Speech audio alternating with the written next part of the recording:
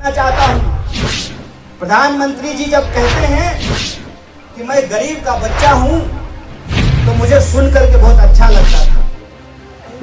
जब मुझे यह बात समझ में आई कि प्रधानमंत्री का फोटो आगे लगा करके उनका गृह मंत्री, प्रधानमंत्री कहते हैं परिवारवाद की बात, प्रधानमंत्री जी परिवारवाद का विरोध करते हैं और उनका ही गृह मंत्री अपने धीकरा को बीसीसीआई का सेक्रेटरी बनाता है। प्रधानमंत्री जी परिवार का बात का विरोध करते हैं और उनकी ही पार्टी में 10 से ज्यादा लोगों को, नेताओं के बाल बच्चों को टिकट दिया जाता है। अभी मैं रास्ते में आ रहा था तो खाली जीप पे एक भाजपा का प्रत्याशी हाथ हिला रहा था। हमने पूछा ये कौन है, तो मेरे साथ एक साथी ने कहा मोदी जी का नया परिवारवाद है। मैं आपसे ये कहना चाहता हूं कि कांग्रेस पार्टी के ऊपर माननीय प्रधानमंत्री जी परिवारवाद का आरोप लगाते हैं, लेकिन तो आज भी भारतीय राष्ट्रीय कांग्रेस में है जो इस देश की आजादी के लिए लड़ी थी, इस देश में संविधान को कायम की थी। और आपके ऊपर ये जिम्मेवारी है कि उस संविधान के अधिकार को आपको बचाना पड़ेगा। आपको एक संदेशा देना पड़ेगा इस देश की सत्ता को, इस देखो कि आज भी इस देश में इंसानियत जिंदा है, आज भी इस देश में इंसान जिंदा है। आपको ये बताना पड़ेगा कि नोट की खनक के सामने वोट जो है बडगाम का बिकाऊ नहीं है। ये बात आपको साबित करना पड़ेगा। आपको ये साबित करना पड़ेगा कि आपकी नोट की ताकत को हम अपने वोट की एकता से हराएंगे। ये बात आपको साबित करना पड़ेगा। और आप जानते हैं कि गुजरात में हमारे और भी दोस्त थे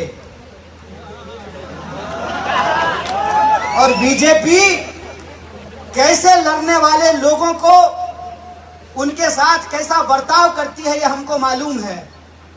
पहले डराते हैं, अगर नहीं डरोगे तो आपको कानूनी मामलों में फंसाते हैं, आपको जेलों में बंद करके रखते हैं।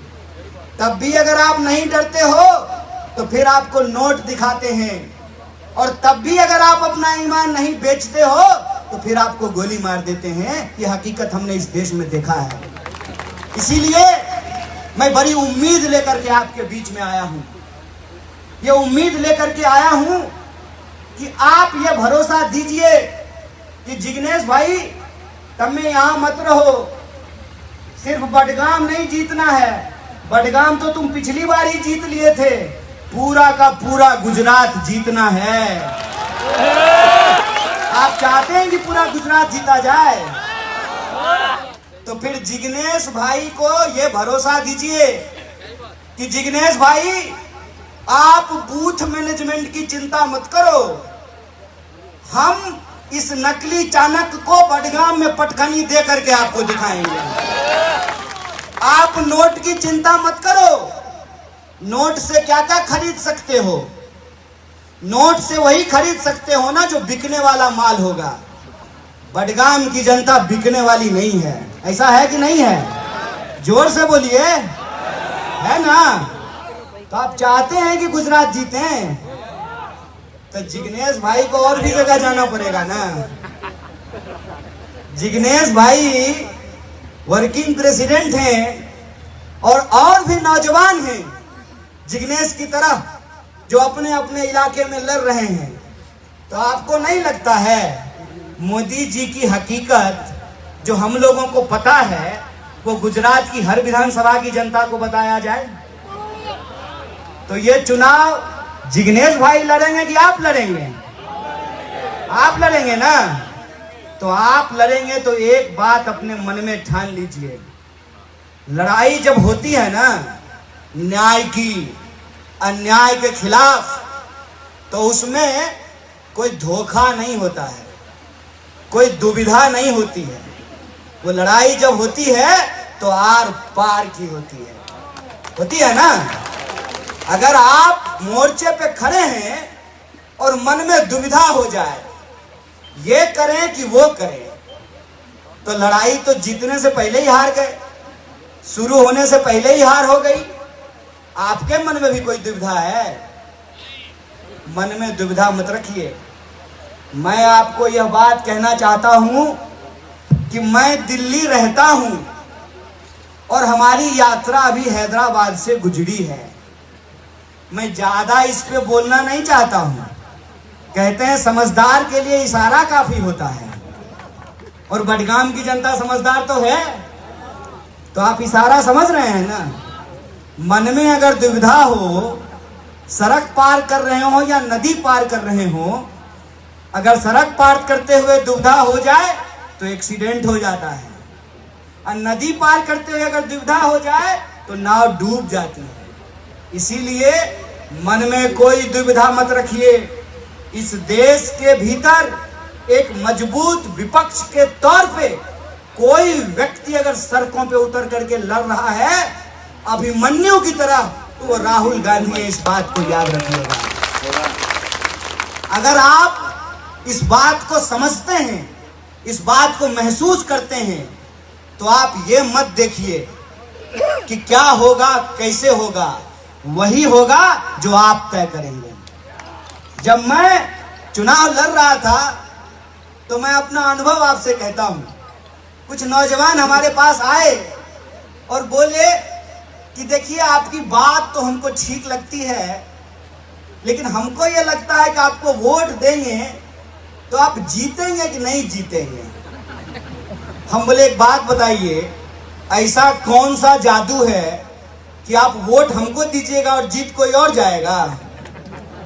ये बात मैं आपको याद दिलाना चाहता हूं कि डॉक्टर बाबा साहब भीमराव अंबेडकर ने, इस देश की संविधान सभा ने, भारतीय राष्ट्रीय कांग्रेस ने एक ऐसा अधिकार आपके हाथ में दिया है, उस अधिकार की ही ताकत है कि मोदी जी का फोटो आगे करके सारा लुटेरा उनके पीछे खड़ा हो गया है लाइन लगा करके, और कहता क्या है, मोदी जी किसके लिए चोरी करेंगे? भतीजा के लिए, अमित शाह के धिकरा के लिए? ऐसा थोड़ी है कि इस भाजपा में सब मोदी जी की तरह है। सबके बाल बच्चे हैं, सब चीफ मिनिस्टर अपने बच्चे को चीफ मिनिस्टर बनाने के लिए तैयार है। चीफ मिनिस्टर का बच्चा जो है वो मंत्री बना हुआ है, मंत्री का बच्चा मंत्री बना हुआ है। आपके हाथ में ही वो ताकत है कि 5 साल नेता भले नजर नहीं आए, 5 साल नेता भले आपकी गलियों में ना भटके, लेकिन चुनाव के 15 दिन सारा हेलीकॉप्टर आपके गांव में आके उतर जाता है। यह आपकी ही ताकत है कि जब आप कोरोना में मर रहे थे, आपको ऑक्सीजन सिलेंडर नहीं मिल रहा था, आप अपने अपनों को खो रहे थे, और जान गंवाने के बाद आपको सरकार से कोई मुआवजा नहीं मिल रहा था, तो एक भी कैमरा नहीं आया था। क्या दोस्त, चुनाव नहीं होता तो बडगाम आते क्या?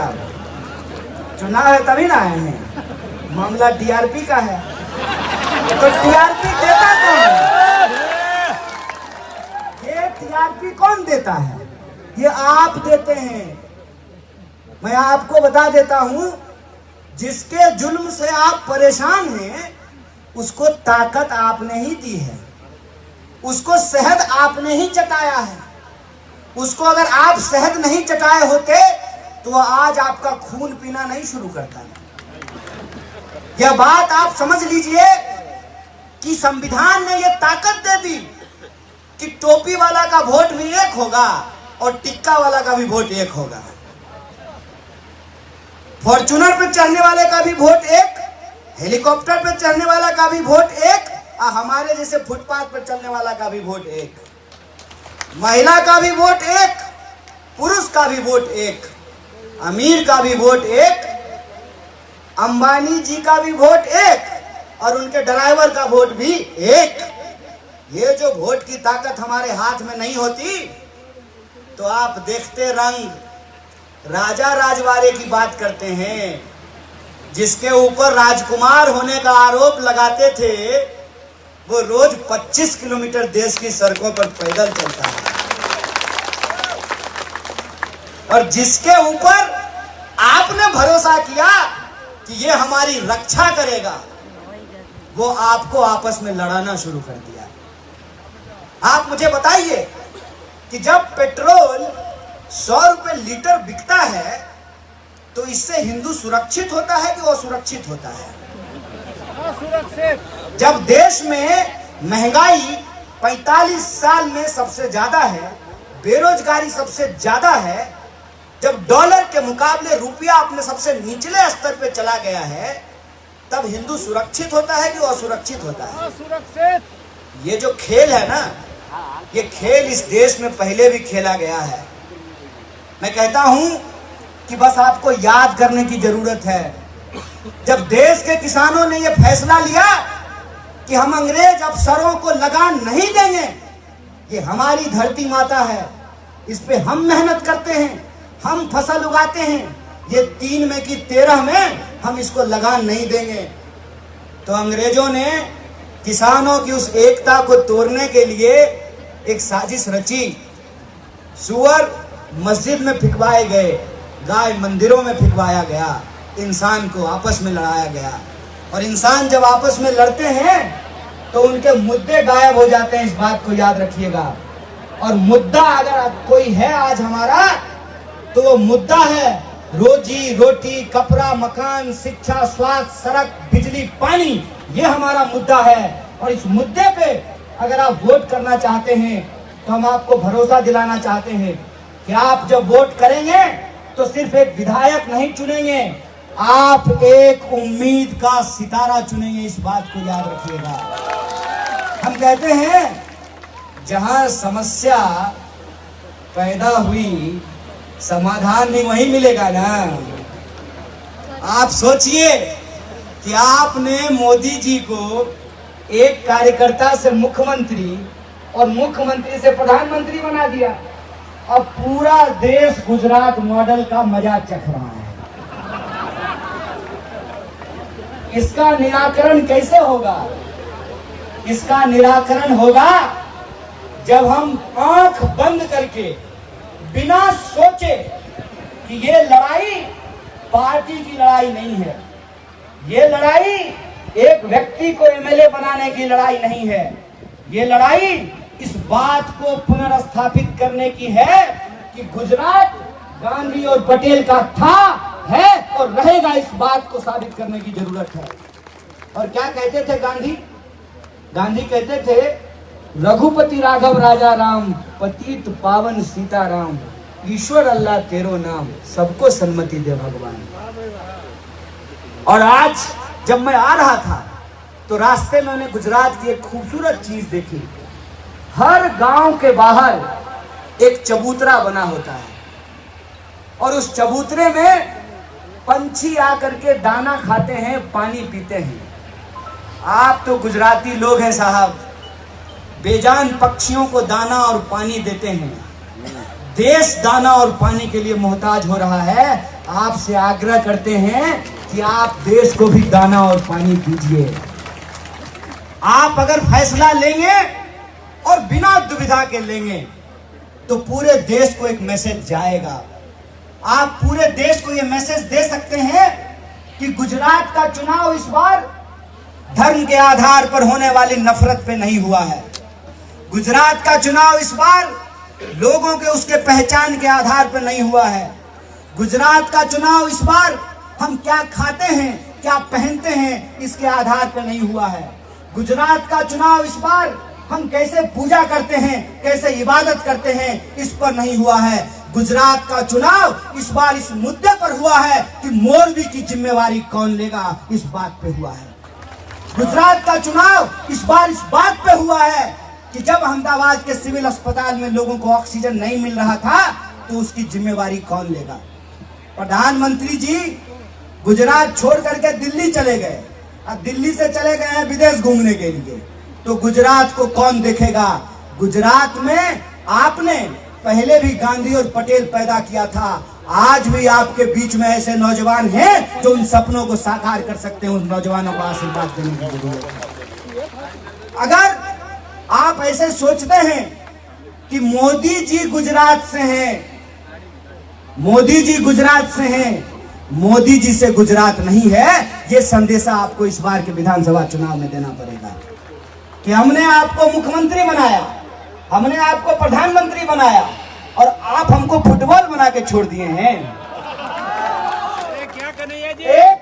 एक जर्नलिस्ट बोला कि आपका मुख्यमंत्री का कैंडिडेट कौन होगा?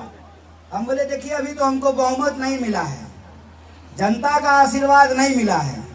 जनता का आशीर्वाद मिलेगा तो हम जो है नाम भी तय कर लेंगे, लेकिन जिसको आशीर्वाद मिल रहा है उससे जरा पूछ के बताइए कि वो अगला बार मुख्यमंत्री होगा कि नहीं होगा। भूपेंद्र पटेल साहब सो रहे थे, आप वीडियो देख लीजिएगा, उनको नींद आ रही थी, ऊँघ रहे थे वो, उनको मालूम ही नहीं था कि वो चीफ मिनिस्टर होने वाले हैं। और रूपानी साहब को मालूम ही नहीं था कि उनको एमएलए का भी टिकट नहीं मिलने वाला है। तो ये कौन तय कर रहा है? पहले आनंदीबेन पटेल साहिबा थी, फिर रूपानी साहब आए, फिर भूपेंद्र पटेल आ गए। कल को क्या गारंटी है कि कौन होगा? जैसे बीसीसीआई का सेक्रेटरी बनने के लिए नियम बदल गया तो हो सकता है कि जैसा ही हो, नहीं हो सकता है। और ये सबको मालूम है। मैं बाहर से आया हूं, मैं आपको क्या बताऊंगा साहब, अभी आया हूं चला जाऊंगा। मैं तो अपना प्रेम, अपनी एकता और अपनी निष्ठा आपके साथ जो है वो दिखाने के लिए आया हूं। लेकिन आप तो यहां रहते हैं, आपको तो सब कुछ मालूम है। आप तो जानते हैं कि जिग्नेश न्याय के लिए लड़ने के चलते ही जेल गए। आपको मालूम है कि जब ऑक्सीजन नहीं मिल रहा था तो बडगाम के पास ऑक्सीजन प्लांट था। आप जानते हैं कि आपके आशीर्वाद के चलते ही जिग्नेश आज अपक्ष नहीं है। जैसे बडगाम कांग्रेसी है वैसे ही जिग्नेश भी कांग्रेसी है।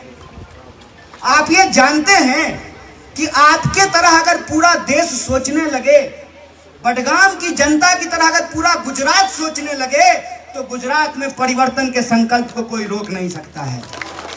आपको मालूम है कि क्या हो रहा है। मैं आपको ज्ञान देने के लिए नहीं आया हूं। मेरी इतनी औकात नहीं है कि मैं गांधी की धरती के लोगों को ज्ञान दे सकूं। मेरा एक रिश्ता जरूर है। मेरा एक रिश्ता है कि आपने गांधी को पैदा किया मोहनदास के रूप में, मोहनदास करमचंद के रूप में।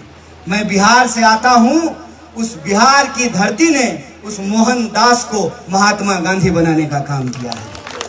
मैं वो भावना लेकर के आपके बीच में आया हूं कि जो न्याय के लिए लड़ने वाले लोग हैं उनको आपके समर्थन की जरूरत है। वैसे ही जैसे क्रिकेट मैच होता है ना, तो खेलते 11 लोग ही हैं, लेकिन 100 करोड़ जनता की भावना उनके साथ होती है। लड़ेंगे हम ही लोग, लड़ रहे हैं राहुल गांधी। और आज वहां से बड़ी गुजारिश मिन्नत करके मैं आपके बीच आया हूं। लड़ेंगे हम ही लोग, लेकिन इस लड़ाई की जिम्मेवारी आपको अपने कंधे पर भी लेनी पड़ेगी। ये लेने के लिए तैयार हैं? तो जिग्नेश भाई को यहाँ रहने की जरूरत नहीं है ना, दूसरे जगह भी चुनाव प्रचार करेंगे ना। तो ये लड़ाई अब नोट और वोट के अधिकार के बीच की लड़ाई है। ये लड़ाई अब वो जो सत्ता अभिमान में और गुरूर में चूर है उसके बीच और बडगाम की जनता का जो सच है उसके बीच में है। ये लड़ाई नोटों के दम पे खरीदे गए लोग और अपने ईमान से जिंदा लोगों के बीच में है। अगर आप जिंदा हैं तो ये लड़ाई आप हर हाल में जीते थे, जीतेंगे, ये हमारा भरोसा है। और इसी भरोसे के साथ एक आखिरी अपील मैं आपसे करना चाहता हूं। दोस्तों, देश के अंदर एक गंभीर परिस्थिति है। गंभीर परिस्थिति ये है कि हर किसी का असली मुद्दा कुछ और है। मुद्दा ये है कि गुजरात में बिजली बिल सबसे ज्यादा वसूला जाता है। गुजरात की हालत ये है कि किसानों को उनकी उम्मीदें पूरी नहीं हो रही हैं। गुजरात की हालत ये है कि मनरेगा की बात जिग्नेश कर रहे थे कि कितना बड़ा भ्रष्टाचार उसके अंदर किया जा रहा है। इसीलिए मैं आपसे ये आग्रह करने के लिए आया हूं कि टीवी जो मुद्दा दिखाता है ना, उस मुद्दे पे वोट मत कीजिए। और टीवी जिसको प्लेयर बताता है ना, उस प्लेयर को प्लेयर मत समझिए। आंख बंद करके सोचिए कि आपका मुद्दा क्या है। और आपको यदि लगता है कि जब आप पेट्रोल पंप पे जाते हैं, पेट्रोल भरवाते हुए आपको ऐसा महसूस होता है कि सिरिंज से कोई खून हमारा निकाल रहा हो, ज्यों-ज्यों मीटर बढ़ता है त्यों-त्यों धड़कन तेज होती है। अगर आप महंगाई से परेशान हैं तो आप महंगाई के खिलाफ वोट कीजिए। अगर आप बेरोजगारी से परेशान हैं तो आप बेकारी के खिलाफ वोट कीजिए। अगर आप किसान हैं और आपको आपके फसल का दाम नहीं मिल रहा है तो है, और आपको ये महसूस होता है कि इस देश के भीतर जब किसी बलात्कारी की संस्कार की व्याख्या की जाएगी, जब आपको लगता है कोई घटना सुन करके कि प्रेम के नाम पे किस तरीके से लोगों का कत्लेआम किया जाता है, आपको अगर लगता है, जब आप सड़क पे चलते हैं और सुरक्षा अगर महसूस होती है तो आप नारी के न्याय के लिए वोट कीजिए, महिला सुरक्षा के लिए वोट कीजिए। अगर आप नौजवान हैं और आपको ये महसूस होता है कि आपका पिताजी गृह मंत्री नहीं है तो आपका कुछ नहीं हो सकता है, तो अपने कैरियर के लिए वोट कीजिए, अपने हक और अधिकार के लिए वोट कीजिए। यही अपील मैं आपसे करने के लिए आया हूं। और कांग्रेस पार्टी एक प्रॉमिसिंग, फाइटिंग, लीडिंग अपोजिशन का रोल प्ले कर रही है। और हमने जो 8 संकल्प लिया है, वो 8 संकल्प कांग्रेस पार्टी हर हाल में पूरा करेगी। बेरोजगारी भत्ता का सवाल हो, कोरोना में जान गंवाने वाले लोगों के मुआवजा का सवाल हो, किसानों को कर्जा माफी का सवाल हो, तमाम लोगों को इलाज का बीमा देने का सवाल हो, बिजली बिल कम करने का, बिजली यूनिट फ्री करने का सवाल हो, जो कॉन्ट्रैक्ट पे लोग हैं उन कॉन्ट्रैक्ट को परमानेंट बहाल करने की बात हो। अभी मैं जब रास्ते से आ रहा था तो होमगार्ड हमको मिले गाड़ी चेक करते हुए। उनकी वर्दी की जो हालत थी उसको देख करके हमने अपने चालक साहब को पूछा कि ये गुजरात पुलिस से नहीं है क्या? तो उन्होंने कहा कि नहीं, गुजरात पुलिस से ही है, लेकिन ये कॉन्ट्रैक्ट पे है। और वो कॉन्ट्रैक्ट पे होने के चलते आपको देख करके पता चल जाएगा कि जीवन का अंतर क्या है। एक ही ड्यूटी करते हुए 2 इंसान का वर्दी देख करके आप समझ जाएंगे कि उनके जीवन की असली हालत क्या है। आप पशुपालकों से बात करके देखिए किस तरीके से आज उनकी चारागाह की जमीनें छीनी जा रही हैं। आप आदिवासियों से जाकर के बात कीजिए किस तरीके से उनके जल जंगल जमीन का अधिकार छीना जा रहा है। और आप इस देश की अक़लियत से बात कीजिए कि बार बार किसी न किसी मुद्दे से किस तरीके से ध्रुवीकरण करके एक डर का माहौल पैदा किया जाता है। ये तमाम जो मुद्दे हैं, इस मुद्दे के आधार पर कांग्रेस पार्टी ने जो 8 संकल्प लिया है, उस संकल्प को परिवर्तन का आधार बनाने के लिए वोट कीजिए। और हमारा पूरा भरोसा है, उसी भरोसे के बीच हम आपके बीच आए हैं कि आपने पिछली बार भी एक संदेशा दिया था, वो संदेशा गुजरात के लिए था। इस बार भी वो संदेशा दीजिए, वो संदेशा सिर्फ गुजरात के लिए नहीं हो, पूरा देश के लिए हो। और पूरे देश के नौजवानों के बिहाफ पर मैं आपसे हाथ जोड़ करके अपील करता हूं कि जब आप वोट करने के लिए जाइएगा, अपने घर के बच्चों को, उसके भविष्य को और नौजवानों के बारे में सोचिएगा। हमारा भविष्य आपके हाथ में है। इस देश में अगर राजनीति का मुद्दा नहीं बदलेगा, इस देश में अगर रोजगार के सवाल को, महंगाई के सवाल को, किसानों के उनके फसल के सवाल को, मजदूरों के उनकी मजदूरी के सवाल को, जो छोटे व्यापारी हैं, जीएसटी और नोटबंदी के सवाल को अगर राजनीतिक विमर्श में नहीं लाया गया तो इस देश में लड़ने वाले लोग हताश हो जाएंगे। और हमको पूरा भरोसा है कि आप लड़ने वाले लोगों को हताश नहीं होने देंगे। होने देंगे क्या? तो ये चुनाव आपका चुनाव है ना, बूथ मैनेजमेंट आप करेंगे ना, प्रचार आप करेंगे ना, पोलिंग एजेंट आप बनाएंगे ना। आपने अगर ये तय कर लिया है ना, तो हम रिजल्ट का दिन का इंतजार नहीं करेंगे। आप तय कर लिया है ना, जोर से बोलिए, कोई दुविधा नहीं है ना। तो हमको तो रिजल्ट का इंतजार नहीं है। मैं अभी परिणाम निकाल करके जा रहा हूं कि अपना भाई जिग्नेश मेवानी सिर्फ बडगाम का नहीं, पूरे गुजरात में एक परिवर्तन का आवाज बन करके उभरेंगे। बहुत बहुत धन्यवाद, बहुत बहुत शुक्रिया।